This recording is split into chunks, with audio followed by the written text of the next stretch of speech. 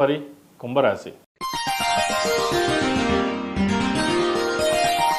కుంభరాశి వారికి ఈ వారం సానుకూల ఫలితాలు గోచరిస్తోంది. శని ద్వితీయంలోకి మారారు. సప్తమాధిపతి రవి ద్వితీయంలో, పంచమ అష్టమాధిపతి బుధుడు ద్వితీయంలో, తృతీయ భాగ్యాధిపతి శుక్రుడు ద్వితీయంలో, రాహు ద్వితీయంలో, 5 గ్రహాలు ద్వితీయంలో ఉన్నాయి. కెరియర్ మీద చాలా ఆశలు పెంచుకుంటారు. వస్తుంది అనుకున్న ఉద్యోగం పోతుంది, రాదు అనుకున్న ఉద్యోగం వస్తుంది. అయితే ఏది ఏమైనా సరే నిర్ణయాలు మీ మీద ఆధారపడి ఉంటాయి. మీరు తీసుకునే నిర్ణయాలే భవిష్యత్తుని సూచిస్తుంది. కొన్ని నిర్ణయాలు సానుకూలంగా తీసుకున్నా, కొన్ని నిర్ణయాల మటుకి తప్పుగా తీసుకుంటారు.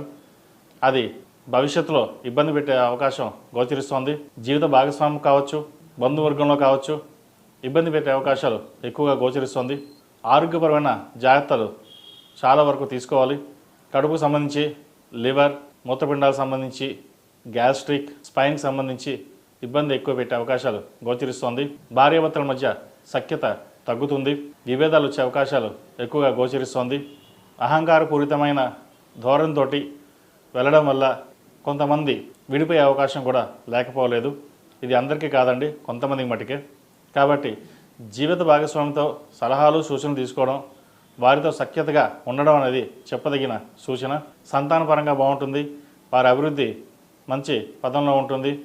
అయితే ఈ ఏలినాడ్స్ అని ప్రభావం చేత బద్ధకం కావచ్చు, ఉద్యోగంలో చిన్నపాటి చికాకులు కావచ్చు ఏర్పడే అవకాశం ఉంది.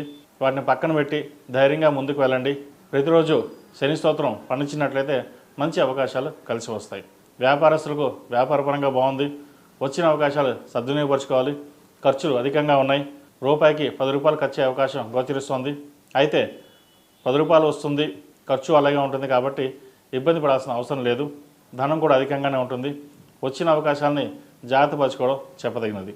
సినిమా రంగంలో ఉన్న వారికి, లాయర్లకి, పౌల్ట్రీ రంగంలో ఉన్న వారికి, వైద్య వృత్తిలో ఉన్న వారికి, కాస్మెటిక్స్, బ్యూటిషియన్స్, ముఖ్యంగా కూరగాయల వ్యాపారస్తులకు ఈ వారం అనుకూలంగా ఉందని చెప్పచ్చు. ఆధ్యాత్మిక విషయాలపై ఆసక్తి పెంచుకుంటారు. దైవ దర్శనాలను ఎక్కువగా చేసుకోగలుగుతారు.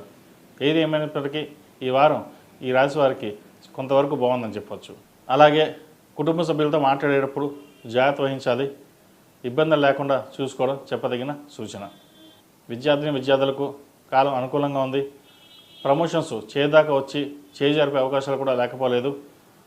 విదేశాలకు వెళ్ళి చదువుకోవాలనుకున్న వారికి కాలం అనుకూలంగా ఉందని చెప్పచ్చు.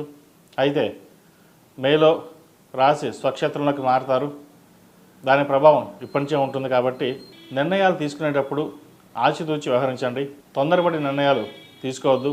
ఎవరో చెప్పారని అది బాగుంటుంది, లేదా విదేశాలకు వెళ్ళి చదువుకుందాం, లేదా ఇక్కడికి వెళ్ళి చదువుకుందాం, లేదా ఇంకో స్టేట్కి వెళ్దాం అన్న ఆలోచనలు పరిపూర్ణంగా ఉంటాయి. ఆలోచనల్ని స్థిమితంగా ఉంచుకొని ఎక్కడ చదువుకుందాం, ఏం చదువుకుందాం అనే ఒక నిర్ణయానికి రావాలి. లేదు అంటే తప్పు నిర్ణయాలు తీసుకునే అవకాశాలు గోచరిస్తోంది. అది మీ భవిష్యత్తులో ఇబ్బంది పెట్టే అవకాశాలు కూడా లేకపోలేదు. విద్యార్థులు మనసుని స్థిమితంగా ఉంచుకొని ఏ పని చేసినా సరే పెద్దల సలహాలు సూచనలు తీసుకునే వాటికి వెళ్ళండి. సొంత నిర్ణయాలు వీరికి పనికిరావు. సొంత నిర్ణయాలు తీసుకున్నా సరే ఇబ్బందులు పాలవుతారు. ప్రేమ వివాహాలకు సంబంధించి ఇబ్బంది పెడుతుంది. కొత్తగా వివాహం చేసుకున్న వారికి జీవిత భాగస్వామితో విభేదాలు ఏర్పడే అవకాశం ఉంది. విడాకుల దాకా వెళ్తారు. అయితే సప్తమాధిపతి రవి ద్వితీయంలో, శని, బుధ, రాహు, శుక్రుడితో కలిసి ఉన్నారు. ఏ ఆటంకాలు వచ్చినా సరే సామరస్యంతో ముందుకు వెళ్ళాలి.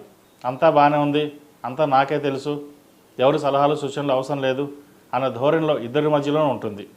ఎవరు ఎక్కువ ఎవరు తక్కువ అని కాకుండా జాగ్రత్త వహించి ముందుకు వెళ్ళాలి. ఇది కొంతమందికి మటుకే, అందరికీ కాదండి. ఏదైనా జాతక పరిశీలన చేసేటప్పుడు వారి వ్యక్తిగత జాతకాన్ని బట్టి ఉంటుంది. ఈ రాశి ఫలితాలు అనేవి వారం చెప్పేవి గోచారీత్యా చెప్పడం జరుగుతుంది.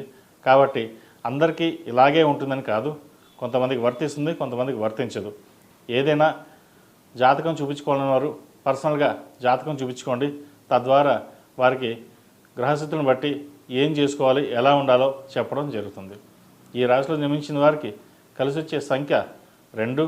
ఏదైనా పని మీద బయటికి వెళ్ళేటప్పుడు శనివారం కానీ ఆదివారం నాడు కానీ వెళ్ళండి. వీళ్ళకి కలిసి వచ్చే రంగు నావీ బ్లూ. ప్రతిరోజు ప్రతినిత్యం హనుమాన్ ఉత్తులతో దీపారాధన చేయడం. ముఖ్యంగా ఈ రాశివారు ప్రతిరోజు దుర్గా అష్టోత్తరం పఠించడం చెప్పదగినది. లేదా ప్రతిరోజు ప్రతినిత్యం అష్టోత్తరం పఠించడం చేయడం వల్ల మంచి ఫలితాలు సంప్రాప్తిస్తాయి. తదుపరి మేన్ రాశి.